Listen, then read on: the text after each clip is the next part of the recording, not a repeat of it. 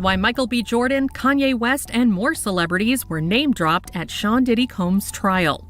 As jury selection in the mogul sex trafficking trial got underway May 5th in New York, NBC News reports prospective jurors were shown a list of more than 100 names of people and places that may be referenced during the trial, including actors Michael B. Jordan, Mike Myers, and rapper Kanye West. While the aforementioned celebrities are not implicated in the case, the potential jurors were asked whether they knew any of the names listed and whether it would impact their ability to be impartial, per the outlet. Attorneys did not share an explanation for the list. The names of women who have taken legal action against Combs were also on the list, including his ex-girlfriend Cassie Ventura, whose November 2023 sexual abuse lawsuit against the rapper was settled one day after it was filed. Danity Kane alum Dawn Richard, who accused Combs of sexual assault in a lawsuit filed in September, was also listed. Combs has denied any wrongdoing in both cases.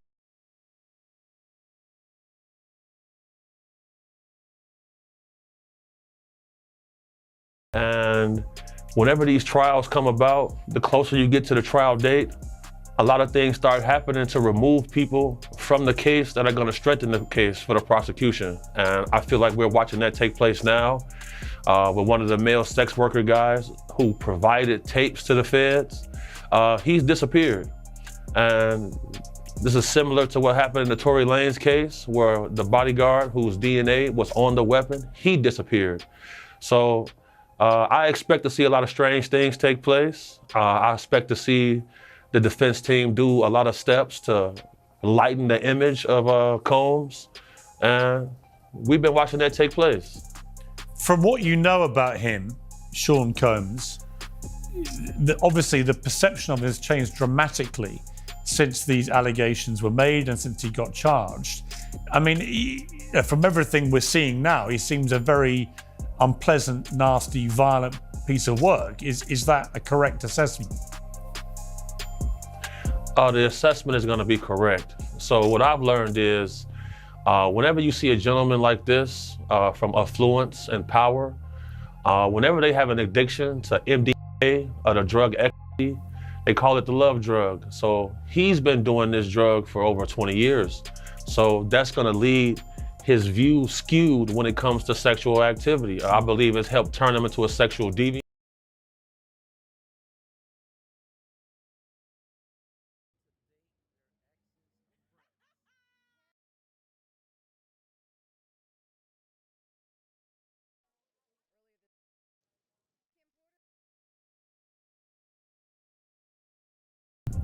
Right.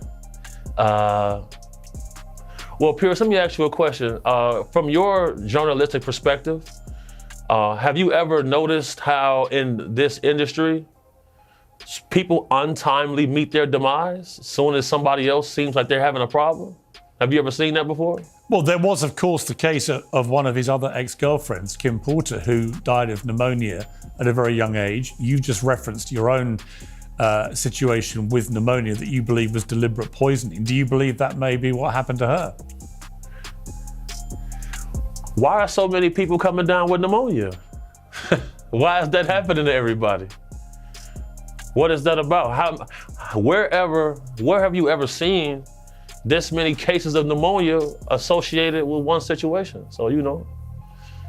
There were rumors. I'm not saying. Well, I was going to mention on this that there have been rumors circulating online that Diddy may have poisoned Jamie Foxx, which caused his 2023 hospitalization. In his Netflix show, he compared Combs to the devil in revealing his near-death experience after a brain bleed and stroke. He said, I say this all the time, I saw the tunnel, I didn't see the light. It was hot in that tunnel. I thought, shit, have I gone to the wrong place? I looked up the end of a tunnel and I thought I saw the devil saying, come on, or was that Puffy? I'm effing around, but if that was Puffy, he had a flaming bottle of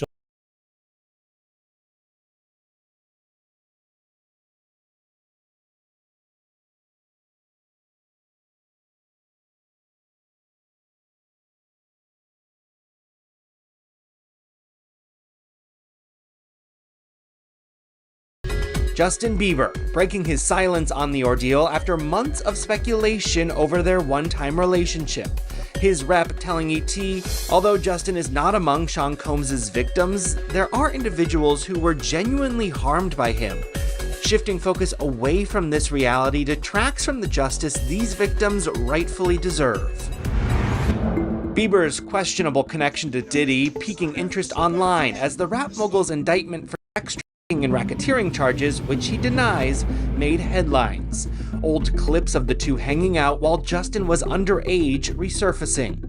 Let's just go get some girls. Let's go hang out some girls. Man after my heart, that's what I'm talking about. We hit him like this, so we and you walking, we hanging out, a little later on the night after the Usher concert. There's also this old Jimmy Kimmel Live segment, adding to fan fears about what might have gone down with Diddy. Got me a Lamborghini. That's nice. I haven't gotten it yet, though. When is that coming, that Lamborghini? We talked about this last He time. had the Lamborghini for a day or two, and he had access to the house, and he knows better than to be talking about the things that he does with Big Brother Puff on national television. Oh, apparently not. Some things, everything ain't for everybody. This all comes as Bieber's followers are worried for him, the singer's erratic social media posts causing concern week after week, the Beliebers asking if what he's seen behind the scenes of the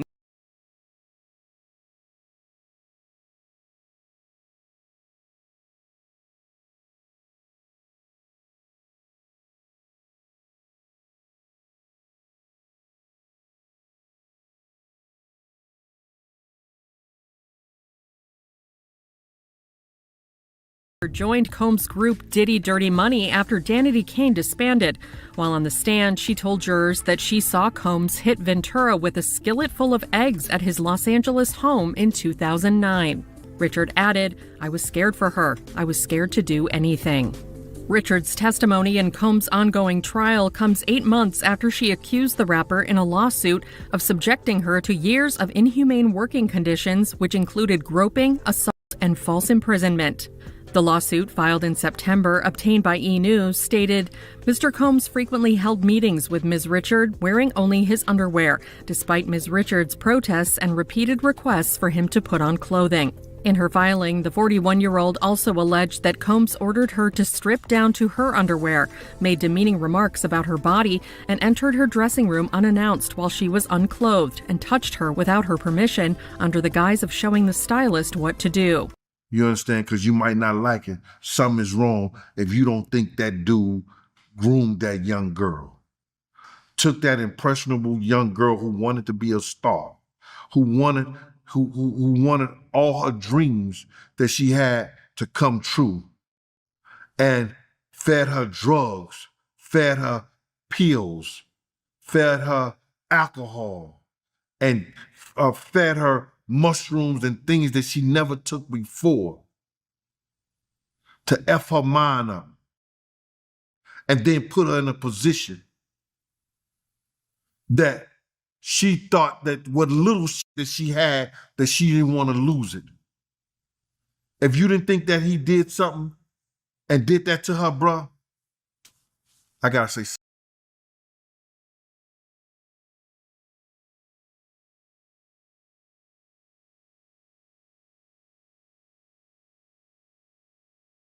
Here's Fox. Go ahead, Rob.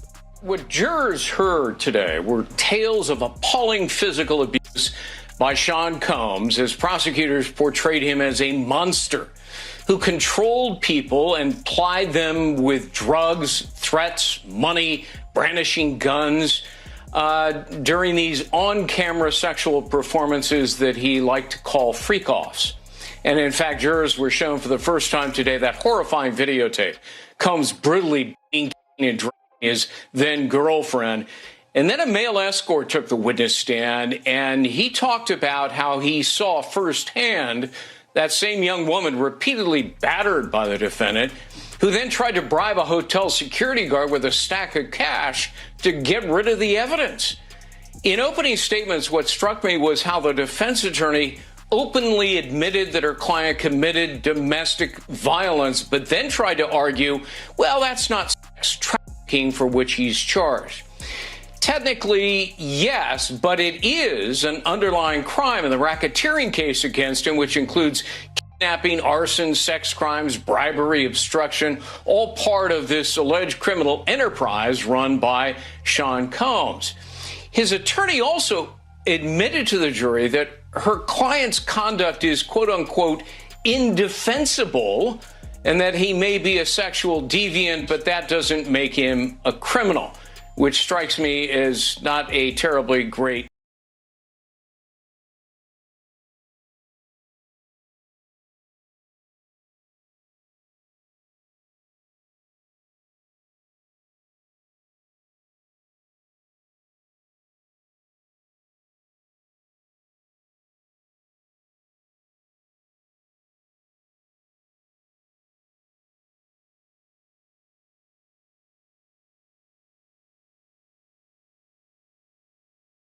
Them on the 6051 form. What was found in the closet? They then show a picture to the jury, and it was plastic bags full of Johnson & Johnson baby oil and Astroglide bottles. And you're telling me Diddy is still doing this, knowing that they have already raided his house, knowing that they are about to blow down on him? What was found in the bathroom? Several bottles of baby oil, and they show that picture to the jury. Now the bedroom. What was found in the Louis Vuitton bag? Medication in the name of Frank Black. That is the name that Cassie Ventura said Diddy used as an alias. And what was the medicine? Bags of pink powder found in the medicine bottles. And then they showed a picture to the jury of it being found and tested by Customs and Border Patrol. Reading from the slip where they tested it from, the pink powder was found to be K and M in the bottle, and then they actually passed around the physical evidence to the jury. What was found in the black mini backpack? 9,000.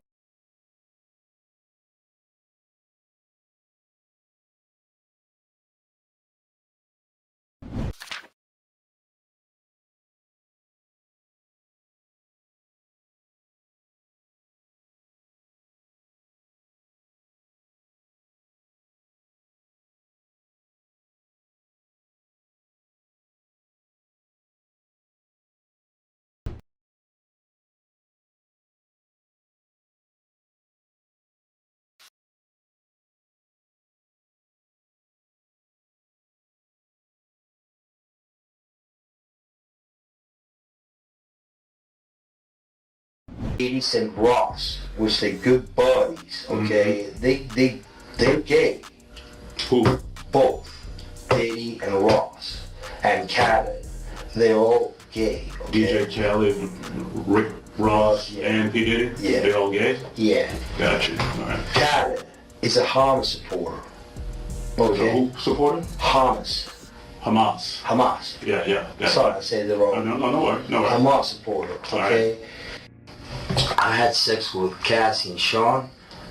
Basically, he would masturbate and tell me what to do with Cassie. I had like 15 encounters, and I heard a lot.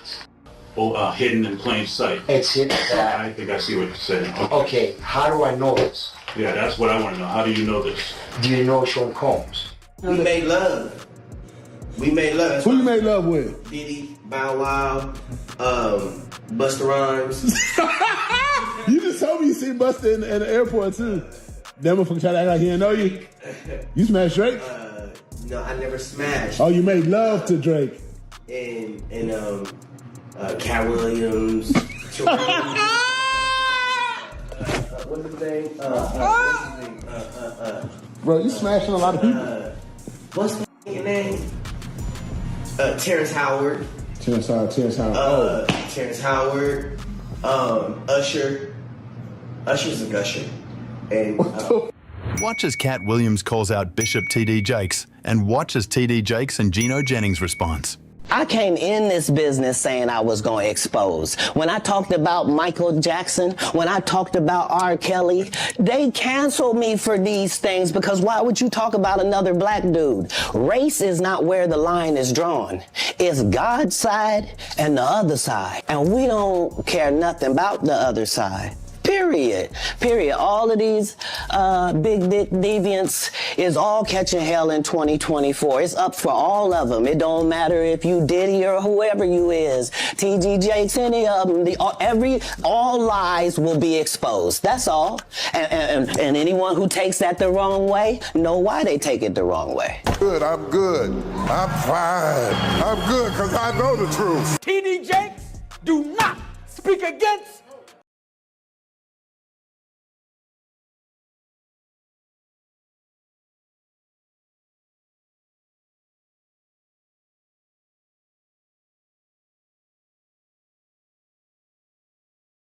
Agnifilo made it very clear that race is going to be front and center. Let's switch our focus to the government. In my opinion, I'm just going to say it the way it is.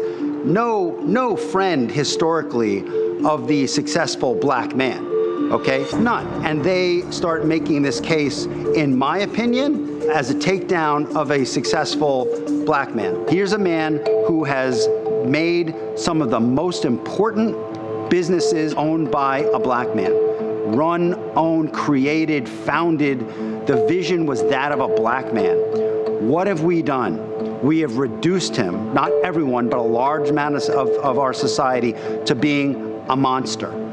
That should make us shake in our boots.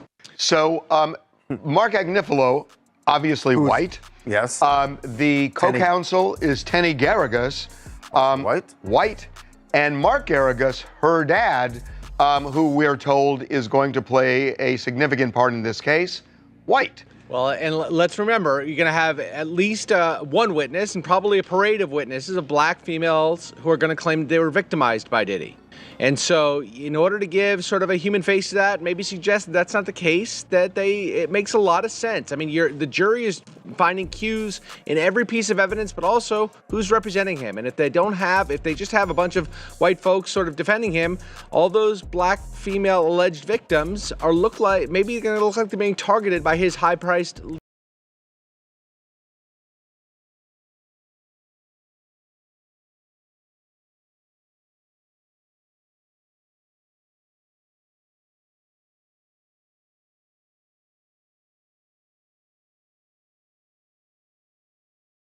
The first witness to testify was Officer Israel Flores. He was the security officer back in 2016 when we saw that now infamous recording of Sean Combs allegedly beating Cassie Ventura in that hotel hallway.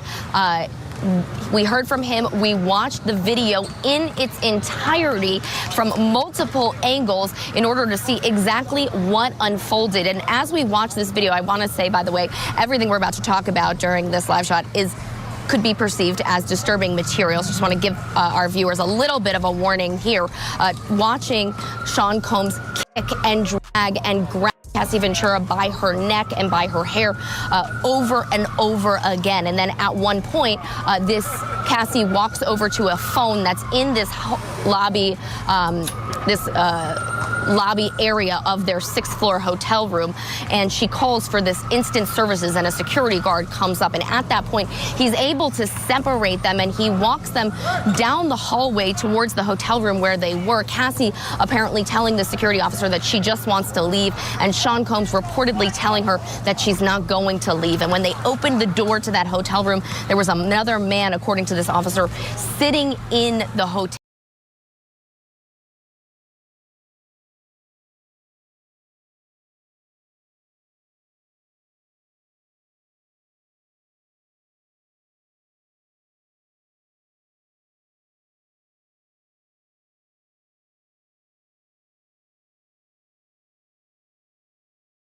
And my whole thing about it is that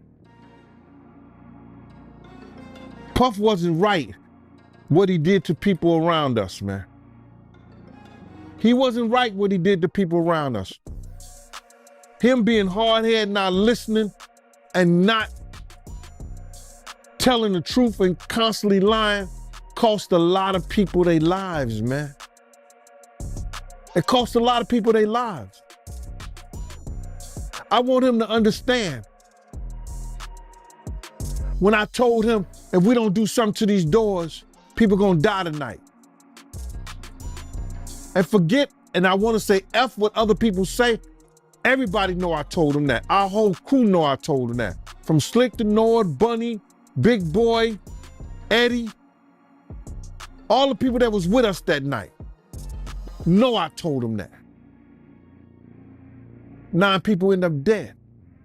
Cassie Ventura just named Christina Korm as keeping tabs on her for Diddy. Cassie Ventura is giving her testimony against Diddy right now in his trial, and she just name-dropped Diddy's ex-chief of staff, Christina Korm. Cassie Ventura started her testimony about her early relationship with Diddy, and she even admitted at the very beginning she took E without knowing because it was in a Gatorade bottle. Then she went on to describe the abuse that would start happening to her and how Diddy would keep tabs on her. The government asked Cassie Ventura, how did Diddy keep tabs on you? And she said, we didn't live far apart. He'd send security to come find me or a trusted assistant. Like who?